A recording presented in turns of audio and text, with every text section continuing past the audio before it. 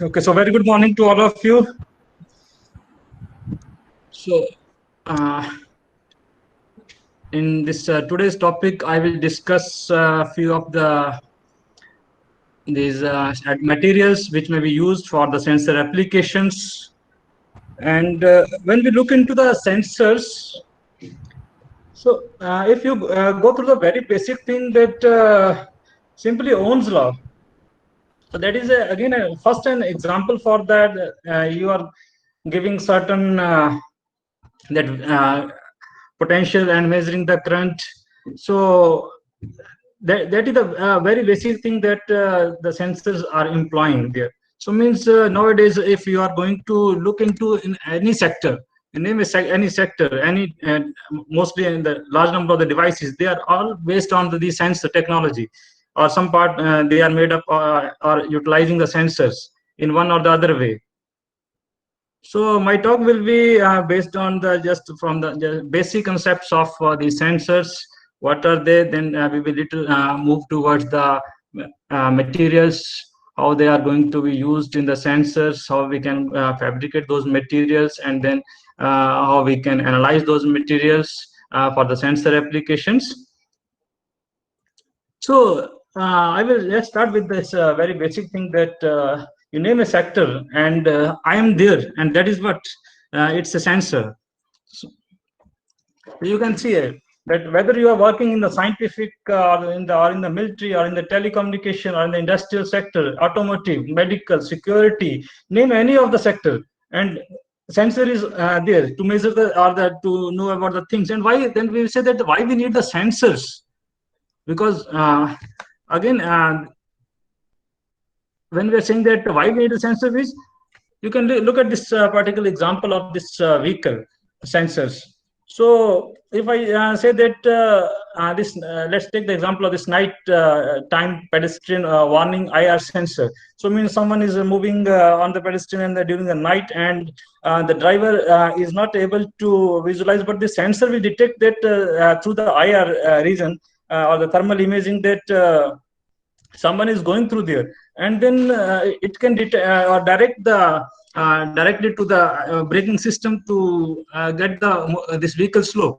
So means there are so many examples that otherwise if there is no sensor there, it's simply a machine. But if sensor is there, so it is going to become a robot.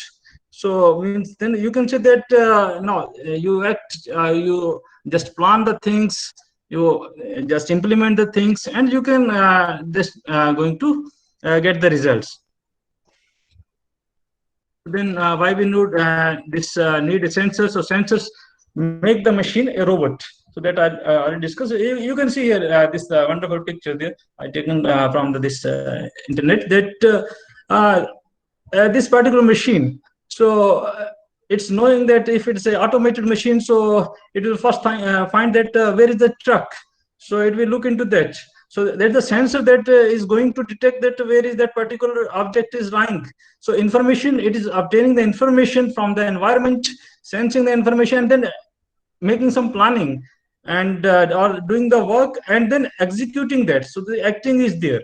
So this is the whole thing that the sensors, they are going to implement the things towards the right or the solving the problems. Now, what are the basic things of sensors? So that was the motivation that why we were studying or doing all these sensor things. No, one should know that when we go for the basics of sensors, so sensor we define frequently as device that receives and responds to a signal or stimulus. You are giving some stimulus, maybe your optical, maybe your electrical, maybe your thermal, any kind of stimulus, maybe chemical or some catalyst is there. And if it is responding to that particular stimulus, so means that particular device is acting as a sensor. So then sensors, so they derived from sense. This word is derived from what? That is senses. And what a sense is, if we are considering it, that what a sense is, so a system that consists of a group of sensory cells types that respond to a specific physical or chemical phenomena. So 2 points are there. Either it is responding toward the physical or it is responding to the chemical phenomena, and that correspond to a particular group of region. and within the brain, and with the signals they are received and interpreted, and then their the body is responding.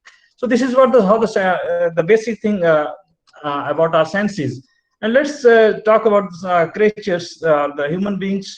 Then we can easily interpret it, that why we need working with this. So uh, if we look at ourselves, so we can visualize the things or respond towards some certain things by the physical senses or by the chemical senses. Physical senses means you are watching, just like you're watching this particular session through your mobiles or through your this desktop, laptop, etc. So you're watching, you're also listening, and you can also touch your, this device. So there's the physical sense.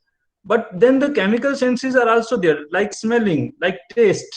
So these all are what these are the seeing means I am seeing something, so means that is signal, so that is being processed by the brain, and accordingly our body is going to act. So this is the whole process, and the same this phenomena is used now in the devices, and that's going to make the sensors. There are certain other senses when we talk about, so those are not listed there in those five senses, but pain is there. So there is signal nerves and other tissue damage is there. So we are receiving the pain, but there is no, we can say that, suppose I'm going to have some headache or some kind of another type of pain. So that is not related to directly with those external physical or the chemical these signals.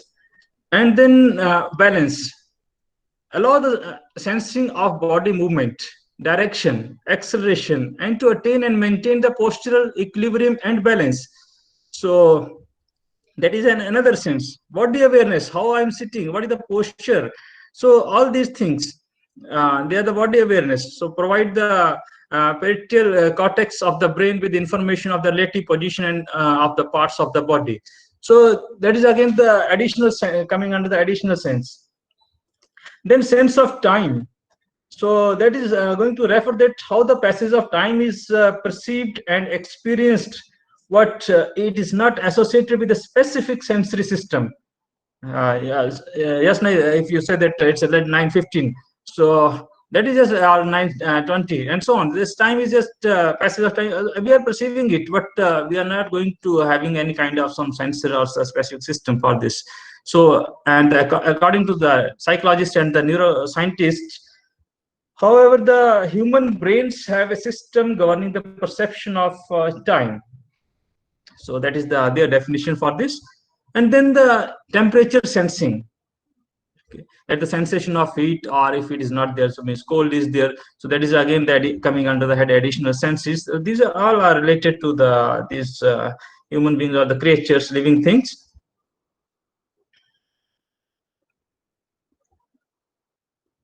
So now we are in this. I will show you that how we can connect now the this earlier discussion with the now the material or this device one. So if we look at this, the left hand side on my screen, so that is our the human one, and the right hand side is on the basis of the device one. So first is that the environment, so which you are going to sense. Either with the device or with the in person. So sensing, so we are going to having sensory receptors, so that may be yeah, different, your eyes may be there, or your this skin may be there. So these are the receptors, and then they are giving the signal to the sensory nerves, and those sensory nerves, they are processing the things, and then they are reporting to the brain. Similarly, now if we go on the other side, so that is showing that there are sensing element, and this element, sensing element, and the transducer in combination, so they are considering or the taking the signal from the environment, and then there are certain circuits, some analog circuit maybe there are digital circuit. So accordingly, so they are processing the things, and then they are giving the signal to the computer, so you're getting the finally the results, so what you have sensed. So this whole thing, so if we are considering that an electrical, mechanical, or chemical device, so that maps an environmental attribute to quantitative measurement. So that is going to give us a collaborative thing for the sensor. So a sensory receptor, then what it acquires? It acquires a physical parameter and convert it into signal. So that physical parameter, so that is obtained from the environment or the surroundings, and it is going to convert into a signal, and that signal is suitable for the processing. Now, for example, you can consider optical, you can consider electrical, or you can consider mechanical, thermal. So any kind of this processing can be made by this sensing element. And this each sensor is based on this transduction principle. That is simply the conversion of energy from one form to the another, and is also known as the transducer. So means you are just converting or changing the way of the energy is perceived. So a transducer, so it may be a microphone, loudspeaker. These are the general ways that microphone, loudspeaker, or your biological senses like touch, sight, etc. So this is how we can just in the initial we can club the two. One is the living one, and other is the non-living or the man-created, these sensors. Now, when we are looking into the sensors, so they always need some stimuli or some environment from where they are getting the signals. So what are those detectable signals or the phenomena which a sensor require for its efficient working and its reliability? So there are a number of these signals, so which are just made in this table. So stimulus, it may be, if it is acoustic, so then the quantity which is going to be measurable, so that's the wave amplitude you can measure the phase, you can measure the polarization, you can go for the spectrum or the wave velocity. So these are the things which are the measurable things, and then you can go for the sensor based on this acoustic stimulus. Then the biological and chemical things. So if this kind of stimulus is there, suppose you are going to send some kind of bacteria, or what is its signature there. So the fluid concentration you can consider, and that may be considered in the form of some gas or the liquid. So that is the quantity which you can measure. Then you can also club it with those spectroscopic results, that if you are having the signature of that particular biological or the chemical sample, and whether it is giving you at that particular signature in the analysis or not, the measurable quantity or not. So that is going to determine the this particular kind of biological or the chemical stimulus. Then electric stimulus, if it is there, so what we can measure, so that's a well-known thing to most of us. That's the charge, the voltage or the current or the electric field, or its amplitude, phase, polarization for the electric field vector, and then the conductivity, permittivity. So all these things. So any of the parameter you can took, and accordingly the sensor can work. So that's based on, again, the what's its in surrounding. And then another is the magnetic. If the magnetic stimulus is there, then the magnetic field we can measure in terms of, again, the amplitude, phase, polarization, flux we can measure, or we can go for the permeability, even we can go for the magnetic susceptibility. So those are the things, are the quantities which we can consider in the magnetic stimulus. If we are in the optical stimulus, so that's the light is there, so means you can go for the refractive index, you can go for the reflectivity, you can go for the absorption, you can look into the transmission. So this particular ways will help you to consider this optical stimulus. And then the thermal stimulus, if it is there, so then the temperature, flux, specific heat, thermal conductivity. So all these different parameters, they can be measured corresponding to the thermal stimulus. Mechanical stimulus is there, that's the position, velocity, acceleration, force, strain, pressure, torque, etc. So these are the different kinds of stimulus, and their corresponding quantities which we can measure. So these are the, if the signal is detectable, and then the we can go for this sensing device. So now we have seen all these things. Now we are going to club all this. So therefore, now we are going for the what is the modern sensor concept now. Firstly, the sensor must have the direct contact with the subject under investigation. It's not the saying means you can say that it's not going to. We are saying that it's directly in contact, but it's in the surrounding of that environment. It's very close to that. So with the subject under investigation. Second, the sensor requires the electrical information to be converted to electric signals. So then third, the sensor needs to respond quickly. So that is the actually what I say, that is the first requirement, that if it is responding quickly, so the action can be taken accordingly. So at least in the repetitive cycles also, so they even run continuously. So that depends upon the situation, that what kind of sensor you are going to make. Then the other characteristics are that the sensors must be small in size, and they must be cost effective. So nowadays you can see that there are the variable sensors, or so many sensors are there. The size is very small. The packaging play a very important role in the development of this modern sensor concept.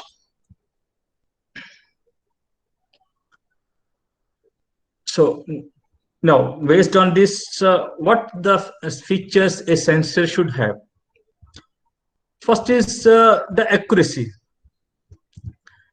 There must be a very good agreement between the actual value and the measured value.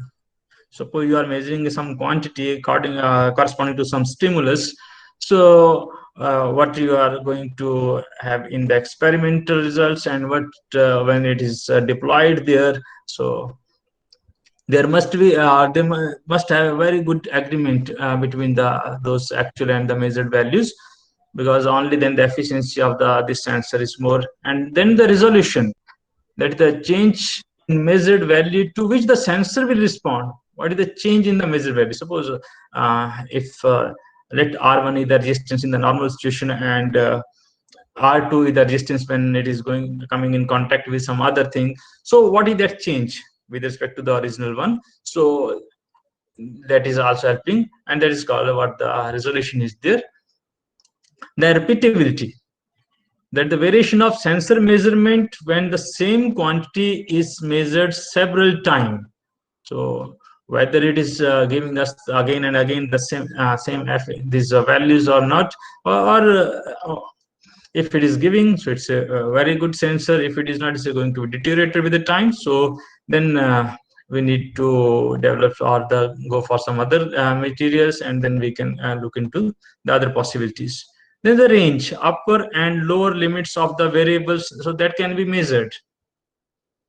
What are the, suppose if some sensor is going to work only in the visible region.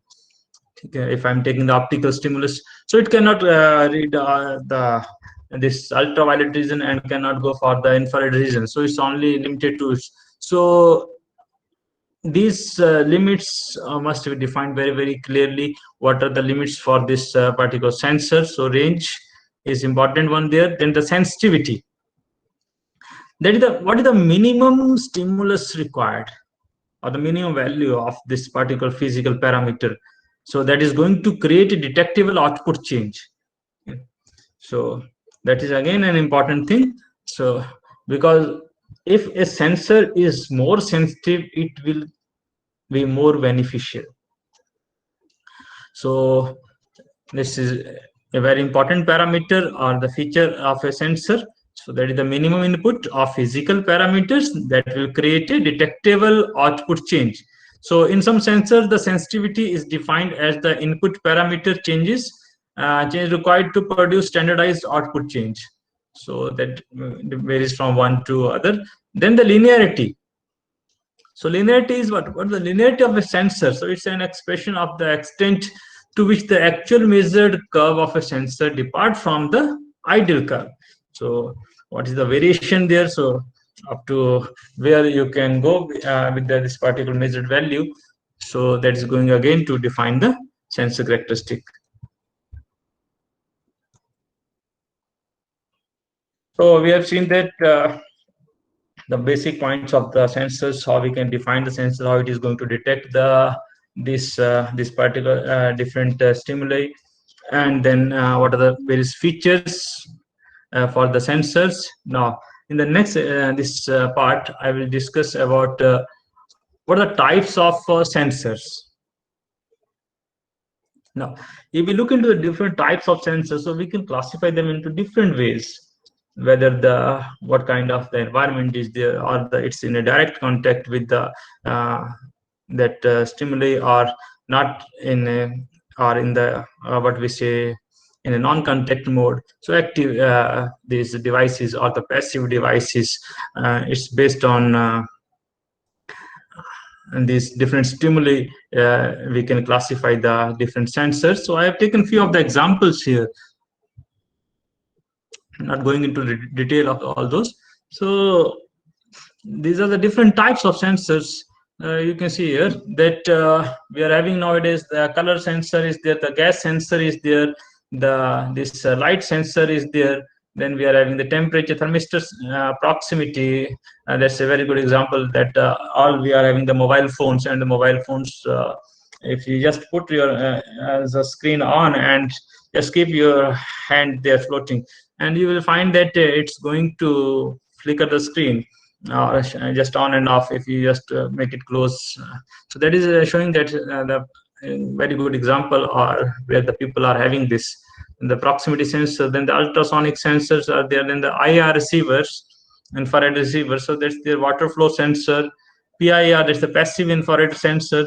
Rain sensor, so these are again used rain sensor that in the your daily life, that those car wipers, they are based automatically, they are going to wipe the screen. So means there is a rain sensor, so that if some drops or some water is going to fall there on the screen. So based on this rain sensors, there is it just give the signal to the those wipers, and they just wipe the screen. Then the heartbeat sensor, and that's a very good medical device. And then IR sensors, so that may be either a transmittive type or maybe a reflective type. Then we are having the pressure sensor, the touch sensor, and then humidity this sensor, phototransistor. We know that photo means, so it's already based on the concept of light. So light transistor, we generally say. Gyroscope, for the rotational things. So soil moisture sensor. So different. So these are not just a very what is the collective or the comprehensive list of the sensors which are being employed in the industry in the different sectors. But anyhow, it covers the most part.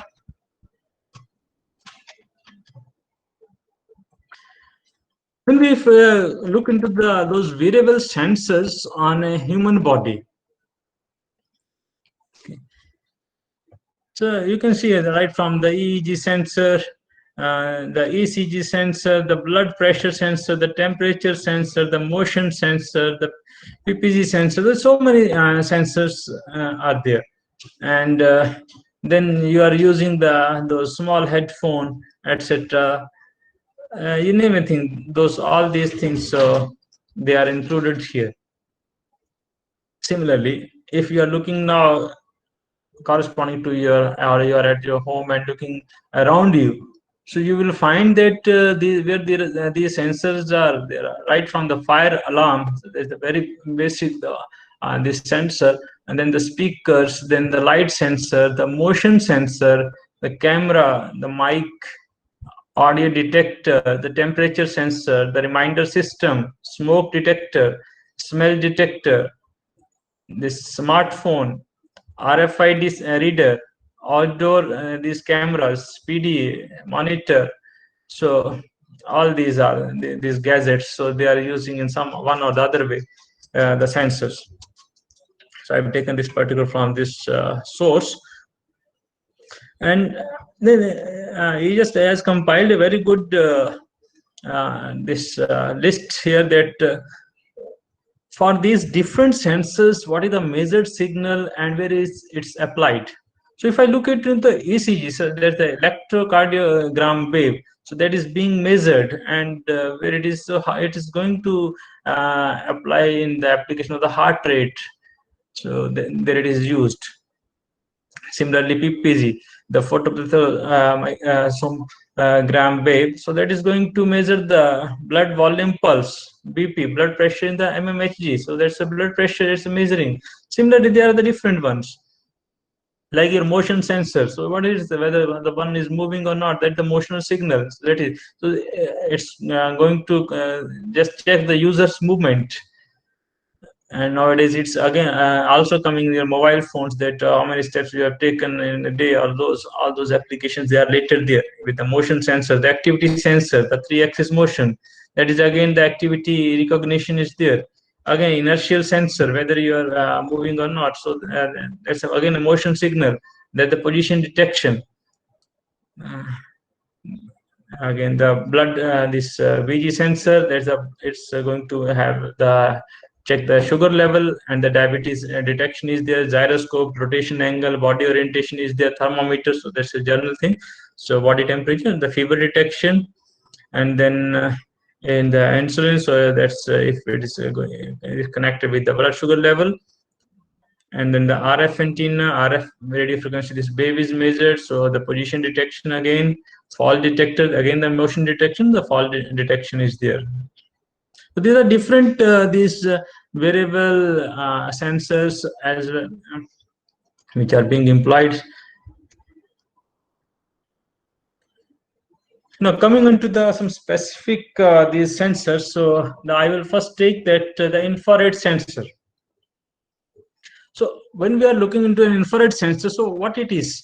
Actually, it is an electronic instrument that is used to sense certain characteristics of its surrounding. Now we know that the infrared, so the reason is this beyond this visible regions, that's beyond from the red color. So, and it does this by either emitting or detecting that particular infrared radiation. And these infrared sensors, so they are capable of measuring the heat that is being emitted by the object and detecting the motion. So just I will just show you, just look at it on the right hand, this particular first picture.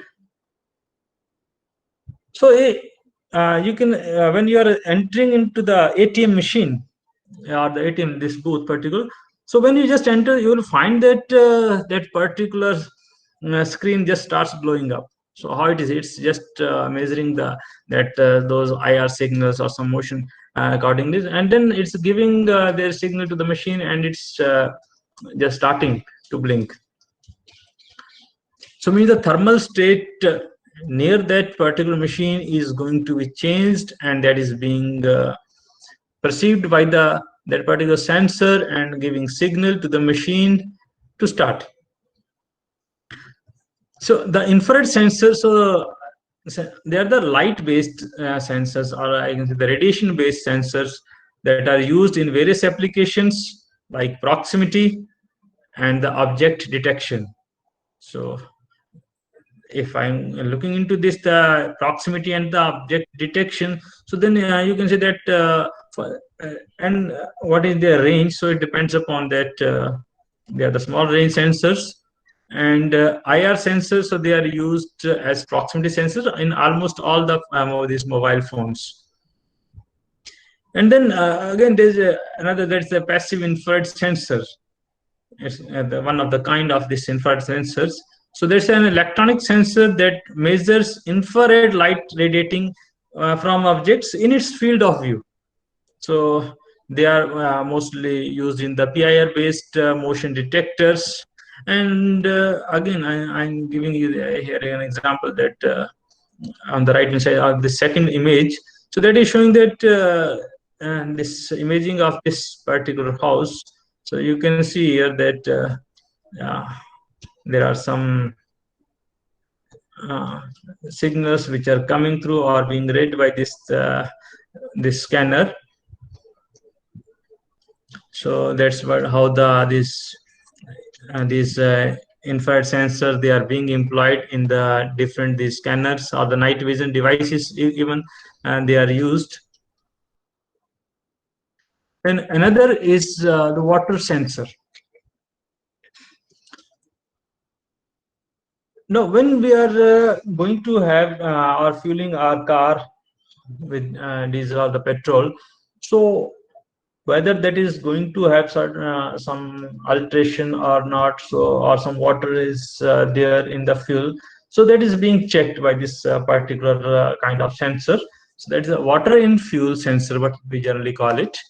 So it shows the presence of water in the fuel, and this uses the difference of the electrical conductivity of water.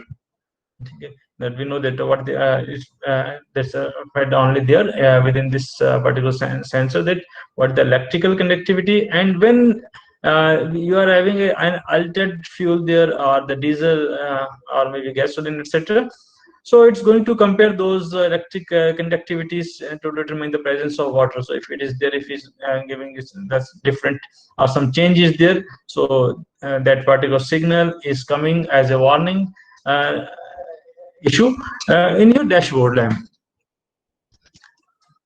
So then these are the now generally these common rail engines to avoid this fuel injector damage. So this is a very good application in the this automobile sector for this water in the fuel sensors. Then we are having this particular the ultrasonic sensor. Now ultrasonic some sensor, so it's again a non-contact because it's based on some waves. So it is a non-contact type device that sends the ultrasound energy or the ultrasound waves. We can say that this ultrasonic sensor works on the properties of sound waves with frequency greater than that of the our audible range. So in that particular region it works. And now these ultrasonic sensors, they can detect the movement of targets. Waves are going there, it's getting reflected, and then if the location is going to change, that is going to be measured with these particular sensors. So they can be used in the motion detectors and measure the distance to them in many automated factories and process plants. It's again some giving you some guiding thing that if you are measuring some level, so that is also helping there. Suppose we are looking into this particular let the bottling plant, water bottling plant. So how that particular machine came to know that now the water is filled, so means there is some kind of sensor is there, so that is just throwing the waves, and those are getting being reflected from that particular level. So then that particular system is knowing that now it's already full, and there is no need to enter more water in it. So if otherwise if you look, and we are not having these ultrasonic sensors, and we are going towards the thing that if manually we are going to fill all those bottles, though how many years it will take, and what that particular plant is producing in one day. So that is already due to this particular kind of sensors. So they can sense the edge of material as part of a web guiding system. So edge of the material they are sensing. Even if you are going to the textile industry, and you're looking into that up to this particular mark, we have to imprint this particular material some pattern on that fabric. So that is again being guided by these kind of sensors. So ultrasonic sensors, so again they are having different applications. So they're widely used also in the car parking, as a car parking, to aid the driver in reversing into the car parking spaces. It can also be used to measure distance as well as velocity of an object. So there are the different these applications of these kind of sensors.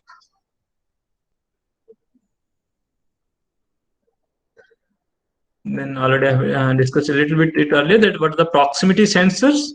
So proximity sensors, they detect the presence of object that are so called without any physical contact. So they are being used in the industrial automation, a proximity sensor, what it often emits, these EM radiation or the EM field, electromagnetic radiation, maybe infrared, and notice the change in the field or the return signal. And the object varying or which is going to be sensed is often referred to as the proximity sensor's target. So they're the different, again, these proximity sensors, that based on the target, what kind of the target you are going to sense. If it is a plastic target or if it is a metallic target, accordingly you have to choose. Suppose you are having a capacitive this proximity sensor, then the photoelectric this sensor might be suitable for plastic targets. And if I am going for some metallic kind of target, then an inductive proximity sensor is required there. So it depends upon that what kind of target is yours. So accordingly, you can you choose this proximity sensors. Yeah, here's and that I was already discussing that you can use your mobile phone and then check what is this particular separation of the distance from this finger to the mobile phone. If it is close, it is going to be off. It's going to, if you are lifting it again. So that's the best example you can understand with the help of this. Then another is this gas sensor. So gas sensor is a device that detect a gas leak or other like VOCs, those volatile organic those compounds which are going to be emitted in the atmosphere and harmful to the human health. So those can be detected, and it can be interfaced then with some kind of control system to process that signal and then automatically shut down that particular machinery or anything. So a gas detector is important because there are many gases that can be harmful to the organic life, such as humans and animals. So it's a very good or also this particular research area. And in gas sensors, the semiconductor sensors are the first known. Those also used as like a metal oxide semiconductor sensors. The first one that is the tin oxide sensor, and it's going to detect the gases by a chemical reaction that is going to take place when the gas comes in direct contact with the sensor. So here this particular MOS sensor mechanism is shown there. That this is the side view. You're having a substrate, you're having an electrode, you're having some sensing material there. It's going to some heating element is there. And if you are looking through the top view, so these are the two electrodes. This is the panel how you are going to have. You're having the sensing material there. This is the bottom view. So this is how you can just look into it. So, and SN2, the tin oxide, is the most common material in the semiconductor sensors. The reason is that the electrical resistance in the sensor, so that's going to decrease when it come in contact with the monitored gas. The resistance of that this tin oxide SnO2 is typically around 50 kilo ohm in air, but can drop to around 3.5 kilo ohm in the presence of 1% methane. So even 1% of methane is there, then it's dropping by a large amount. So immediately detecting that particular gas. Then there are certain again challenges in these gas sensors, that what is the reliability for the toxic gases and the VOCs, those are emitted there. So whether it's that sensor that's reliable, that only for that particular kind of gas, or going to change. So another is the uniform fabrication of the nanostructures in terms of thickness, shape, and morphology when you are developing those materials. Then sensitivity, effect of temperature, stability of detection, selectivity, and that's the important thing here. That selectivity means if you are having a number of gases are there and you want to just particularly select one of that particular gas using a sensor. So and how it is responding there, and what is the recovery time, repeatability, and durability. So these are the different challenges. So a large number of groups across the world, they are working on these different sensors. Then the light sensor. So first thing is that when we are working with the light, so that's it's not coming in direct contact with the device. So we are calling it as a passive device, light sensor as a passive device. So commonly known as the photoelectric devices or photosensors, because what they convert, photosensor means, or the photoelectric device means light to some electric signals. Light means some photons, so they are going to be converted into the electronic signals or the electrons emitted, and accordingly those are swept and detected. So phototransistors, photoresistors, photodiodes, so they are some of the more common type of light intensity sensors. Like in photoelectric sensors, what you are going to use, you are having a beam of light, and to detect the presence or absence of an object, so it that particular source is emitting that light. Is light maybe the visible, maybe the infrared, from some LED, there is source. So if reflective type photoelectric sensor is there used to detect the light being reflected from the target, and just measuring that signal difference, it works. Then the phototransistor is there, so that is again used to for the intensity of light it detects, to determine how much current can pass through the circuit. So if the sensor, suppose it is lying in a dark room, so it only lets a small amount of current to flow. But if it detects a bright light, it lets a larger amount of current to flow. So accordingly, as per the situation, so these particular phototransistors can be used.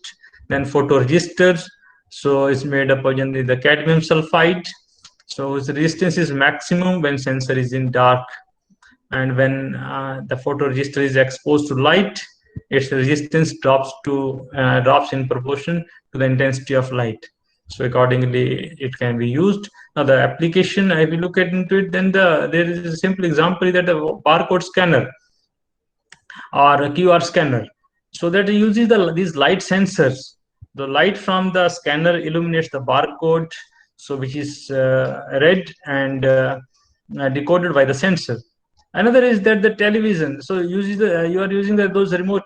So those are being operated with the infrared light sensors or the infrared light, this particular technology. So these are different light sensors.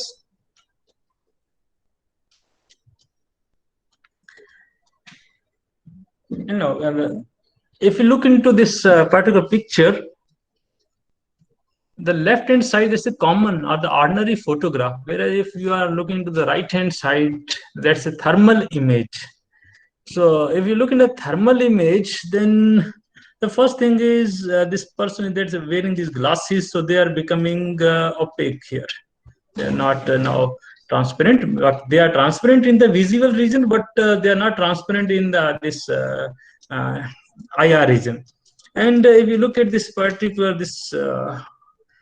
plastic bag, polythene, etc., whatever it is, so that is not going to be visualized again here correctly.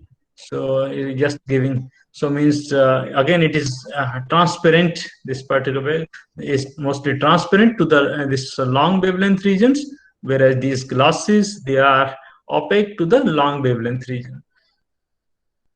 So how you are going to detect these things? So these are the IR or the we can say the passive infrared sensors, proximity sensors, IR light sensors, thermal image sensors, etc. So they are based on the infrared materials, and I will discuss some of these infrared materials.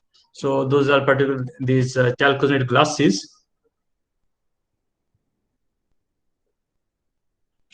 When we are saying that these are the infrared materials, so the first thing comes in our mind that up to which particular wavelength these particular materials they can detect, or they can transmit the light, the IR light they can transmit.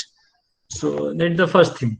So, but let me first introduce to you these particular materials. Those are named under the head that's the chalcogenide glasses. So this word that's chalcogenide. So there is a combination of 3 points. That's the chalco plus zen plus ide. So taken from the Greek literature, where it's called this chalco. That's a halkos and zines. So halkos, that's a copper loving thing, or what it is used here in some more poetic sense of ore, and zines imply that something is being produced or formed. And this last one, id. So id, so it points to the combination of the chalcogen with some of the more electropositive element. So then there are the different examples of these chalcogenide glasses. Actually, I would like to share one more thing, that why we are calling these as these are the amorphous materials, and they are showing some one distinct property, the thermal property, that's called the glass transition temperature. That where the prop and this either the volume or entropy that is suddenly going to change at a particular temperature. So that is called glass, and these materials, they are showing that particular kind of property, so they are called these chalcogenide glasses. And actually some of these glasses, when they are commercially available, they are toxic, so they need to be defined. Because but nowadays most of this problem that's already being overcome, because earlier people were using the arsenic based these materials, or the cadmium based these chalcogenide glasses, but now they are being replaced. And these can be developed in many forms, like they can be developed in the crystalline, they can go for even the single crystals, the quantum dots, the glass ceramics or the ceramics. Now if you look into the this periodic table and that of the group 6, so you are having the oxygen there, the sulfur, selenium, tellurium, and then you are having the polonium, and then this nanohexium, and I think now it's named something different. So this is how they are going to appear.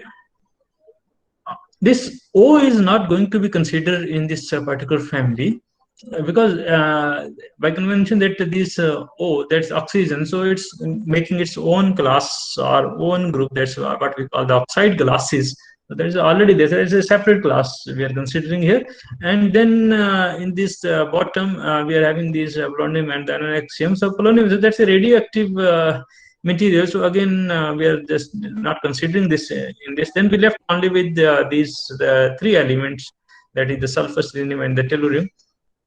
So they are the basic considered to be the chalcogens, and when you are just mixing them with some electropositive comparative to them, these elements like maybe germanium, maybe the tin, etc., or the indium, and then you are going to have these kind of materials. Then why we are considering these chalcogenides? So first thing is that they are very good optical materials. Later on I will show you that how these their optical, these things, they can be used as a sensor sensing thing. Then another is that these chalcogenides, so they have transparency up to the far infrared region. So there's another point, that they can from the NIR, by varying the composition or by varying or changing some processing parameters, so you can even take a very wide range of these, right from the visible to the far IR region.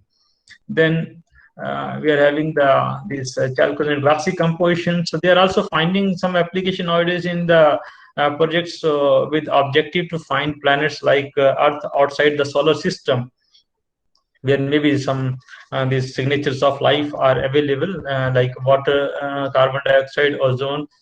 So those signatures, so they can be just intercepted with these kind of sensors.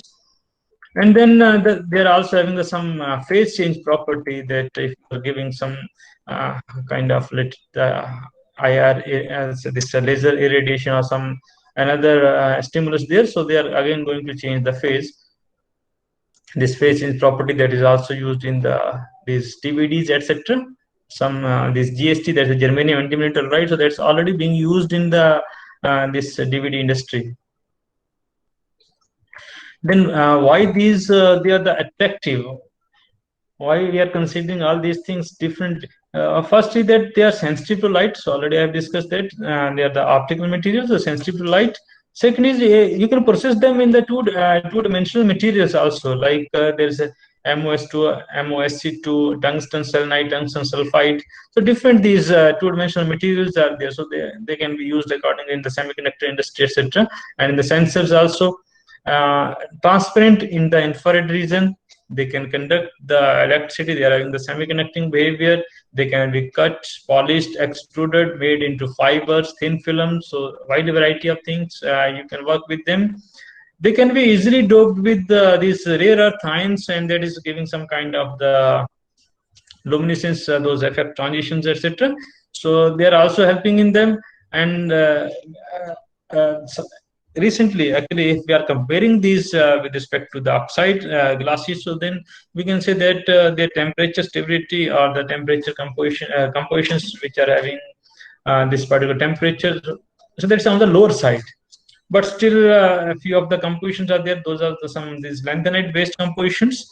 So they are now reaching up to a 600 degrees Celsius. That's a quite good working range. So based on these properties I'm going to discuss now, so these can be then used as a sensing material. So first is they are having the lower bonding energy, and that is helping towards considering these in the far IR region, these chalcogenides, they are having some non-bonding electrons there, so making considering them the softer, and they are having the lower thermal conductivity, low phonon energy, having higher electrical conductivity compared to the oxides one. The semiconductors band gap ranges from 0.3 electron volt to 3 electron volt, and then they are giving some kind of electrical switching effects, memory switching, or the memory materials, phase change, DVD, etc. And they're having the lower TG. That's only the thing need to be addressed. So less than 600 degrees Celsius. So lower this melting temperature, and optical and electrical memories, they can be used. But the important thing is that considering the only the IR devices or the IR detectors or the IR sensors, etc. So these materials, if they are these selenide based, so they are varying from 0.8 micrometer to 14 micrometers. That's the range for the this transmission for these selenide based glasses.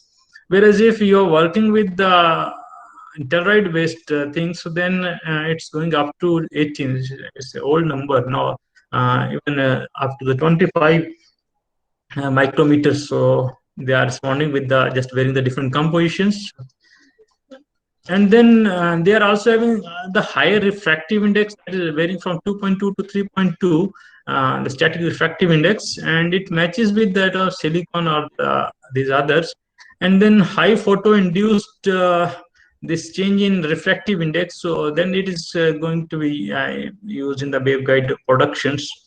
So that is again is one of the element in the those sensing devices. That's the waveguide. So one of the example is there's a circular directed waveguides where these core and cladding, they are in the different refractive indices. So these two can be drawn with the help of these chalcogenide glasses. So another is that when the rare earth ions, they are doped in these glasses, so they are giving the intensive luminescence, light amplification generation, the IR lasers for tissue coagulation, cutting without bleeding, for tissue excision, removal of arterial plaque, cutting bones, drilling teeth. So there, these are used. So again, this particular these materials, they are finding application there. Eye safe lasers, they are having using in the range of 2 micrometer. Chemical sensing, environmental monitoring. So these are again when we are looking into the sensors things, so these materials can be used there. When we are going for the environmental monitoring, then definitely the carbon dioxide and the ozone sensing, so that is being done by these kind of materials.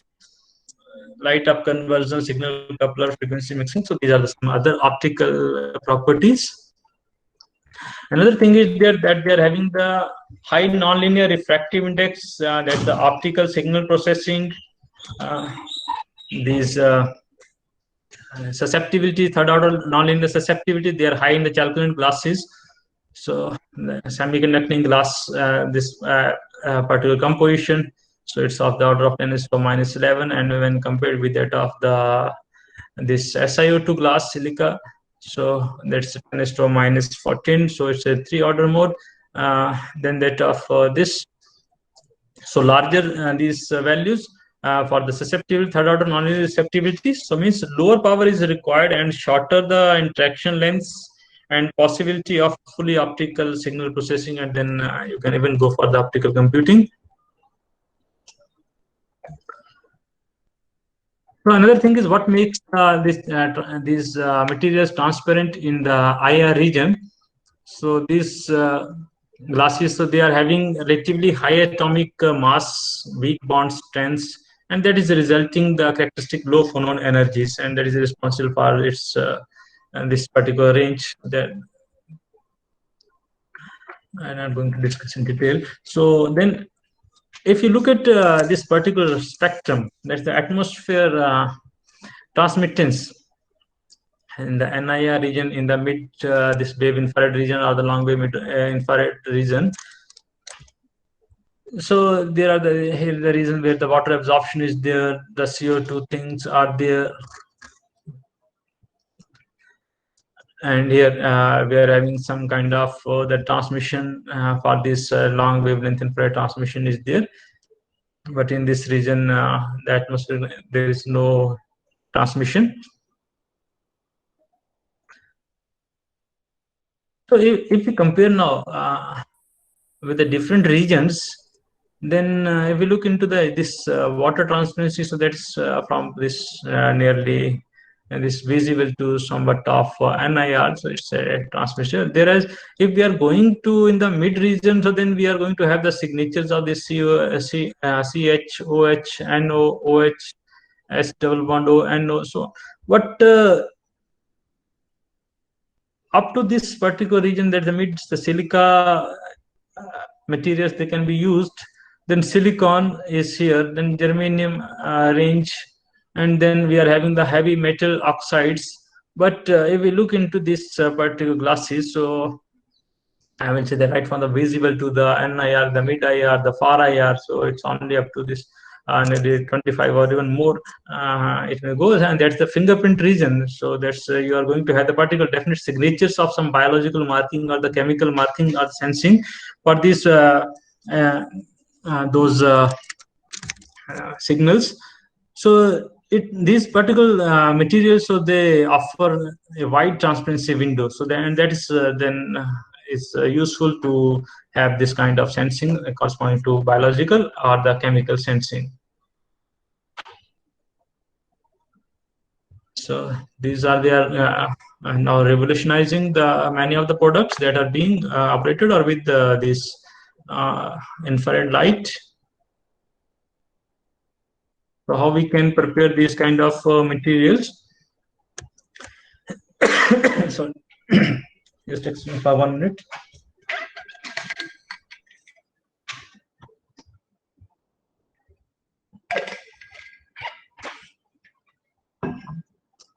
So there's a very old technique that's or a good technique for the development of these kind of materials. That's what we call the melt quench technique. So what we do in this melt quench technique, you are taking the elements and what the most important thing required here is that the purity of the element should be very, very high.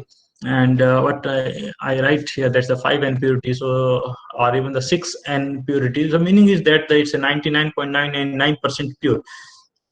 That particular element is there, and then you are mixing those elements in some glow box, and then you are just putting that mixed material into a tube, quartz tube, or what we call the quartz ampule, and then evacuate that ampule and seal.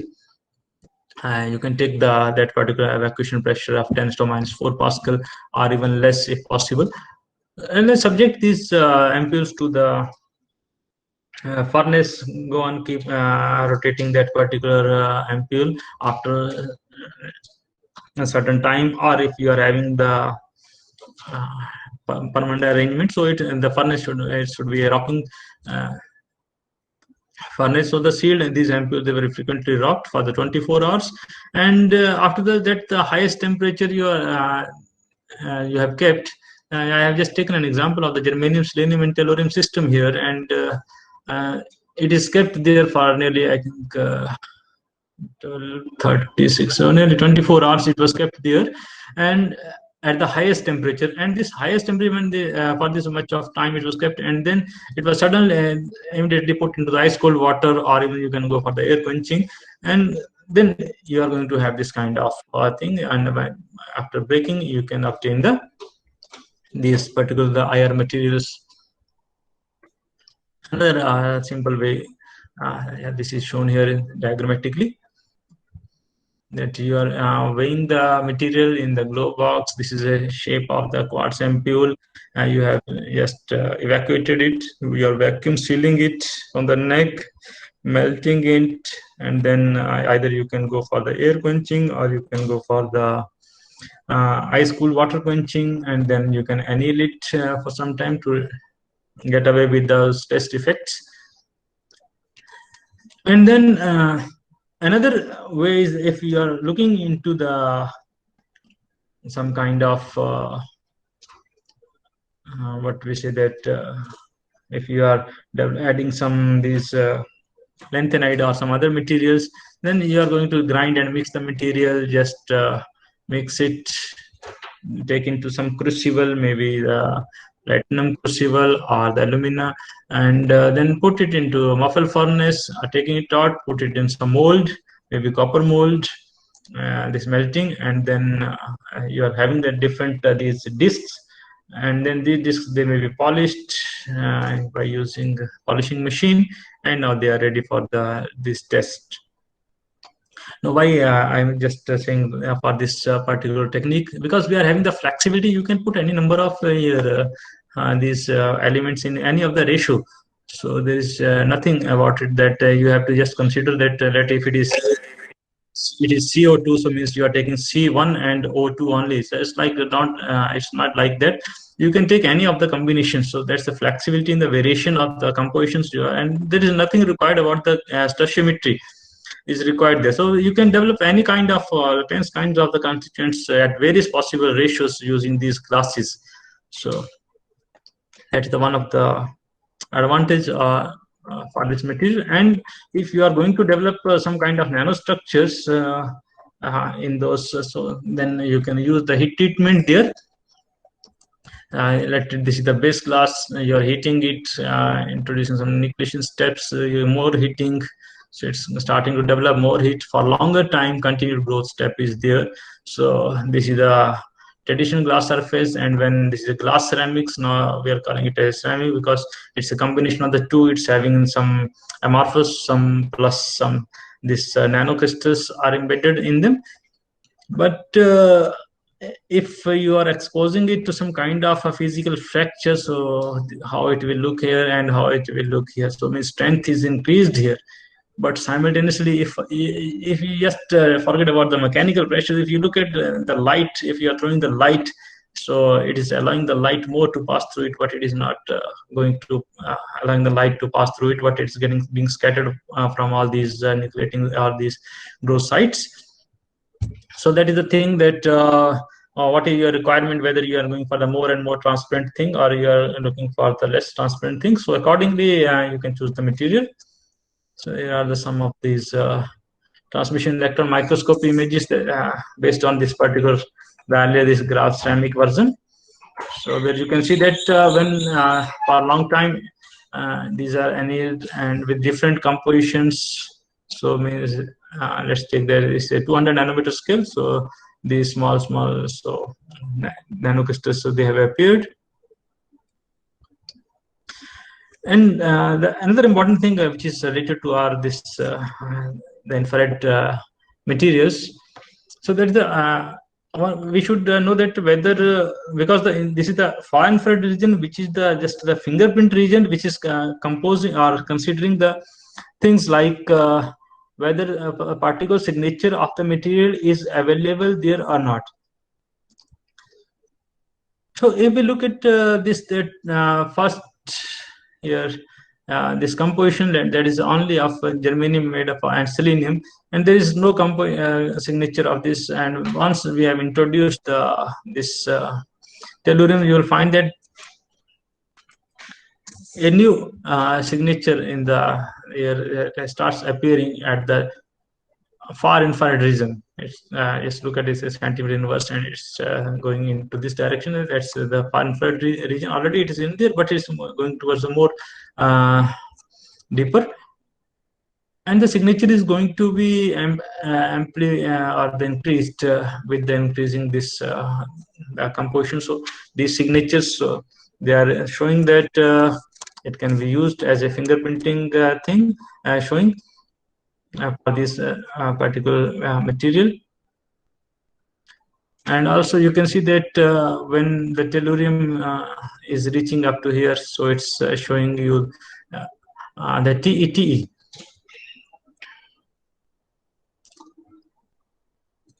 So that's what I was discussing earlier, that this TET composition that was observed also for some other these compositions where we are having the higher tellurium content. Similarly, we can just look into the fingerprints of some these chemical bonds in these glasses. You can see that when the germanium is introduced in the antimony telluride, this antimony selenide glass, so a clear-cut signatures they started to appear, which are based on the selenium, germanium, those signatures. And if I'm looking only to the transmission, IR transmission for the various glasses, what is the percentage transmission is there through them. So then this is the SiO2, so it is going to be dip here, and then we are having this ZBLN glass, and there's a fluoride-based glasses that's having the zirconium fluoride and other these fluorides. So it's only up to, if I look into the transparency, so it's just nearly going just a little more than the 5 micrometer. But if we are looking into these sulfur selenium and telluride based glasses, so they are going up to this 15, but for this particular composition. And when it's going to be added with the iodine, tellurium iodine, the spectrum it has gone more further on the. But the problem with this the halogens is that the chemical stability in the atmosphere, that's not more chemically stable in the atmosphere. But still, these classes, they are offering a large range. And recently, when we were working, one of my students, she was working on this, and observed that for this particular composition, we observed that that this far infrared transmission is much better. It's very coming high here. And even for this higher, so it's though showing some absorption there, but still it's nearly or more than 70% their transmission. So when we are discussing this IR transmission, so then there are the two types of sensing in chalcogen glasses using the optical feature. First is the absorption feature sensing, it's the shift of the resonant wavelength. If what is the shift, so that can be detected. And another is the refractive index sensing, that the shift of the resonance wavelength. So yeah, I think so. And then these can be used.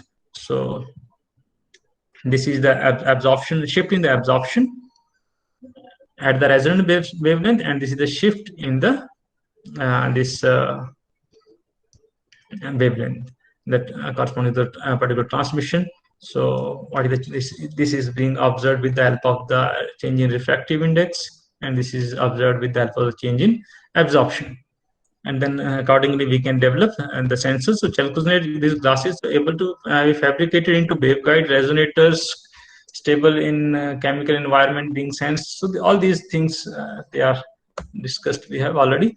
Then this high key chalcogenide glass resonator sensors, so they are capable of detecting this refractive index change, and even if there is a very small this particular shift is there, that we are considering this refractive index change as of 180 nanometer if it's there, and that particular thing is being sensed by those chalcogenide glasses, and you can see here in the detail. Then we are having a mid IR based biosensor. So that take the advantage of the unique optical property of the chalcogenide. So if we look at into this particular, it's a base is the silicon for this device cladding is made up of GeSC2 and the chalcogenide. This is also chalcogenide, but its refractive index is different. Its refractive index is different. Germanium antimony selenide, its thickness is different here. It's I think I need to put here the micrometer. I put a millimeter, so it's a wrong thing. So this is a chalcogenide film, and IR beam is allowed to pass through it. And here these are the target bacterial cells which needs to be sensed, and they are connected with this is the functionalized actually film, and some gold film is deposited there, and that is being treated with these antibody and the bacterial cells. So now, if we are knowing what are the IR bands or the markers for these bacterial cells, so they confirm the presence of or the absence of the target bacterial cells with adequate sensitivity and the selectivity. So then you can say that these mid IR based this material can be used as a this particular sensor as a or a biomarker. Then again, there is another thing, that's a radiation sensor. So these are two different compositions. One is germanium, this 34.7 sulfur, 65.3, and similarly here. And it is these samples, they are being exposed to gamma radiation, that's 100 kilo rad here, and similarly here. This is the pre and the post radiation results. So we can see that even a small change in the composition from this to this, so there is a large change in the this particular slope, and what we can say that the delta RYR is going to be 86% here in this case. And similarly, if this particular sample, they are being treated with different these doses, this is the version, and then the 20 kilorad and then the 100 kilorad. So you can see that the structure changes, so they are coming there. This is I take from this particular site paper that when the sensors they have started, and actually it's a good source of literature corresponding to these references, where we can see that in the 1906 glass based these sensors, they was came into first picture, that the cell potential on pH. Then the process goes on, but only in the 1995 the first one, that is the copper based chalcogenide glass, that was reported for the electronic tongue. And then Professor Ashutosh this Ganju group from the Lehigh University, so they have developed the radiation sensors based on the germanium antimony selenide. And then in 12 nitrogen dioxide gas sensing, so Maria Mitkova group, so they have worked on this germanium selenium. So this particular these are the results from this particular group. And then in later on, the 14 radiation sensor for the nuclear based, some Indian people are also involved here, and 15 chemical sensors based on germanium, selenium, tellurium, and recently in the 18 some biosensors for detection of the human tissues. So there the means these particular materials, they can be used in the as a biomarker or in the mid infrared region.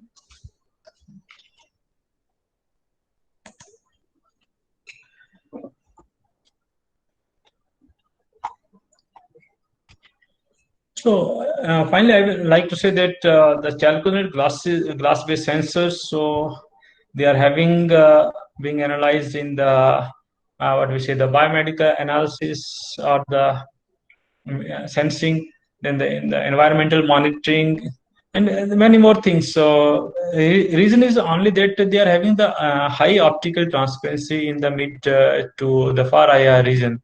In the mid region, you can use this as a uh, sensing device, and the far IR region you can use them as a markers for particular signature of the this inorganic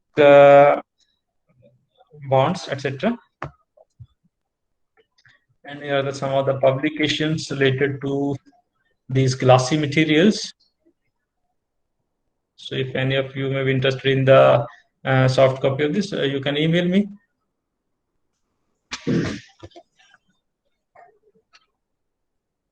It's like the fingerprints of the chemical bonds in this antimony, selenium, and germanium. Similarly, here in the how if we are going to add the tin and how it is responding towards the far infrared transmission spectroscopy. And then we are in the far infrared transmission investigations, germanium, antimony, selenite, etc. These are the just some of the papers related to these. Some review papers which we our group has published.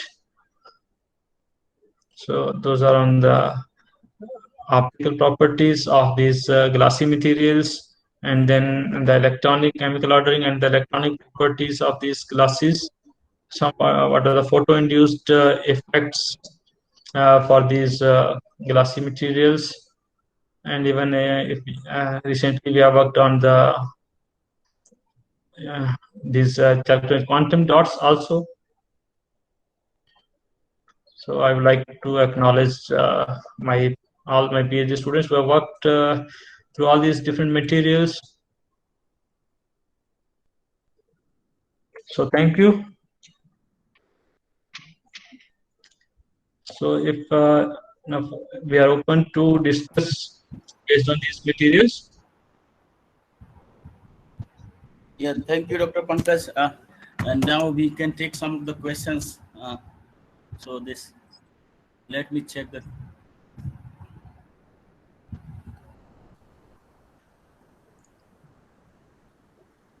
So this first question is, I think from Manisha Choran, and she's asking, why polythene bag not visible in thermal image yet?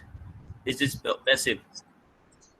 Yeah, actually, let me go to that particular slide.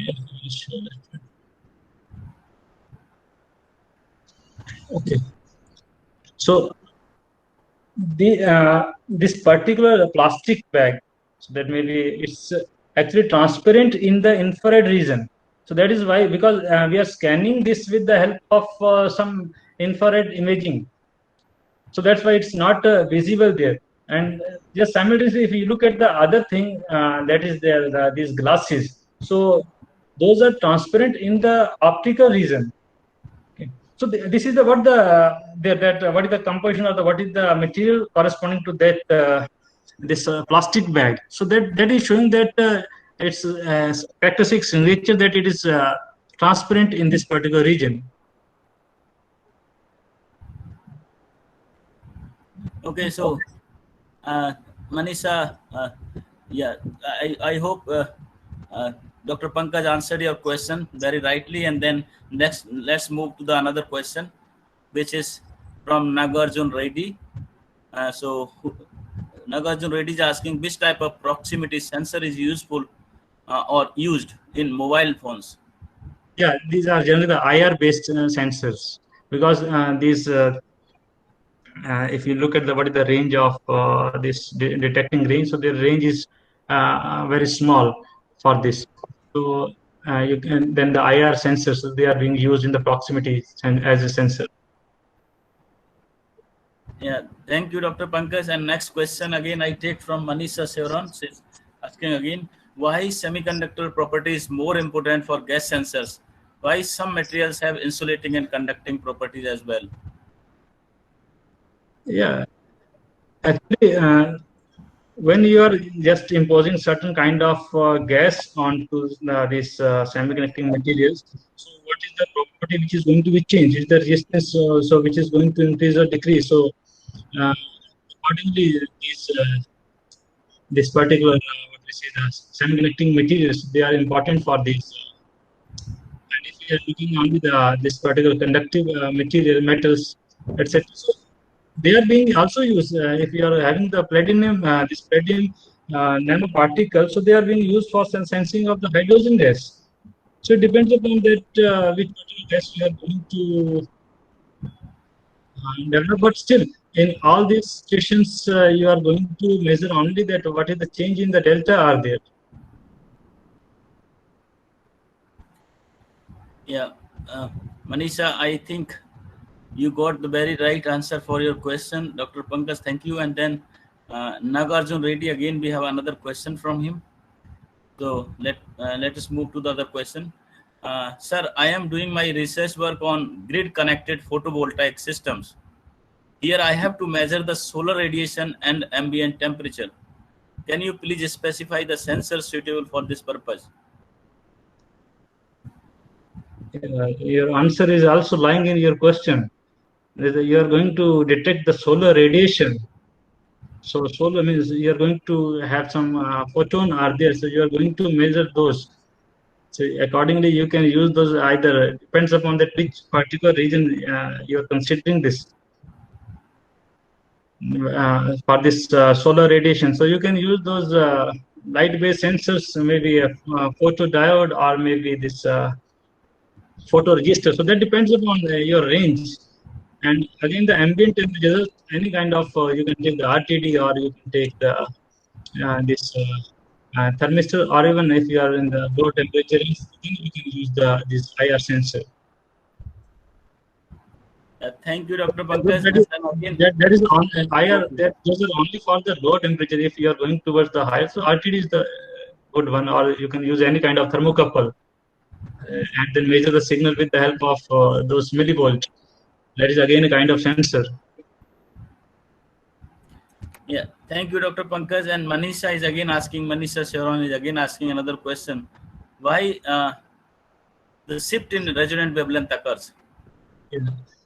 Actually, when you are having the marker within your particular materials, suppose you have added some extra foreign material there and that need to be sensed, so that is going to alter the density of that particular material, and once the density is going to be altered, so the correspondingly the electronic polarizability of the material is going to be changed also, because these all are interrelated things. Once the electronic polarizability is changed, you are going to have your refractive index is going to be changed. So these all are the things which are related there.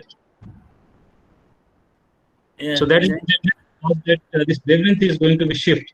If you are having even a little impurity is there, it is going to shift, and that is the signature mark there for the sensing.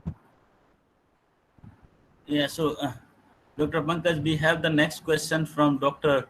TV Rajeshwari, and first she is this is a compliment for you. There are so many compliments. I'm not reading them. Excellent session, informative session, and yeah. So that those comments I'm not reading, but yeah, again you have the compliment for this informative lecture, sir. Then the question is, what is the low phonon energy attribution in a chalconized glass in the sensing? Low phonon energy means what kind of the phonon means the lattice vibration. So in the heavy or the on the higher atomic number side, these elements when we are going from the sulfur to selenium to that of that tellurium composition, so this bond energy that is going to be decreased, and the corresponding these their what we call the phonon energy is corresponding. So that is also going to be lower.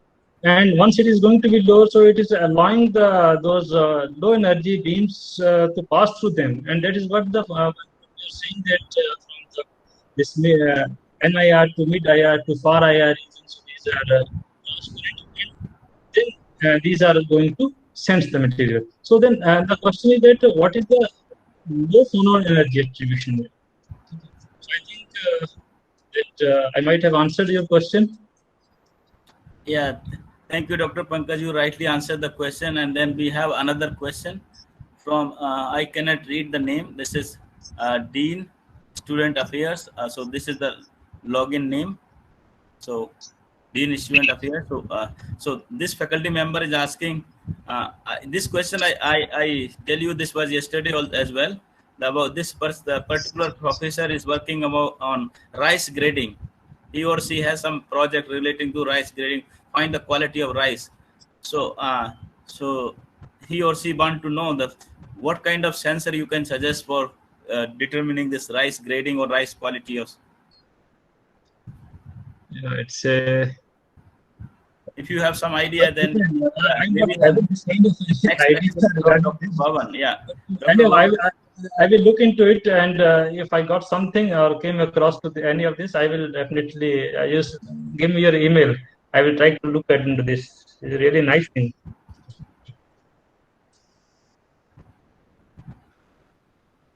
Yeah, I can't see any more questions in the chat box. If anybody want to ask any other question, you are always welcome, or you can always write to Dr. Pankaj on his email. And again, I can give you some more time if you want to ask. Unmute yourself and talk. So maybe if you have the question, we can continue. Okay, we have one more question. Okay, so Dr. Dhananjaya N. Whether sensor property depends particle sizes such as nanoparticles. Definitely. Yeah, definitely it depends. Yes, look at if I'm going only to measure simply the resistance. So if you are changing this particle size, so that is going to change. You can simply go for the vehicle to IR. This is going to change with this the size. So sensing property, they are going to change. So that's why we need to develop sensors which are having scalable or having the repeatability. Yes. So I want to little bit to add to this one, that we have the theme of this particular program. This wide area or broad area is sensor technology. Then we have nanomaterials, sensors, and devices. That's the theme. So then the theme itself says the nanomaterials. So and sensors, they are coming together. So particularly if we talk about the sensors, then it depends on the size of the material, but in general everything depends on the size. So but we are focusing of the size dependent property in this particular program. So yeah, this okay. So if you have any more questions, then you can ask, or if you don't, I don't see any more questions. So let's thank the expert, Dr. Pankaj Sharma, for this particular talk. And before that, thanking him, I announced that the next expert lecture is at 11:30. So please, you always refer to our timetable. So to come to the next lecture, and please join 10 minutes ahead the timetable, whatever is given. And I hope everyone has the timetable already be sent to everyone, and we share to WhatsApp group as well everywhere. So still I don't see any question. So let's thank the expert. So Dr. Pankaj Sharma, we are very thankful for your this talk, and the appreciation which I see in the chat box, that shows that participants have learned a lot from this talk, and I hope they will use for their teaching and their research work as well. So yeah, this session really looks very good session, and so I didn't read the appreciation, but yeah, this lot of appreciation in the chat box. So thank you very much for taking this session. And then yeah, you are already one of the coordinators, so so you will be there all means maybe today you're busy, so tomorrow you will spend more time, so participant will be interacting with you more. So thank you again, and then yeah, so we will meet again tomorrow, and then for participant, yes, we will meet at 11:30. So thank you everyone, see you again.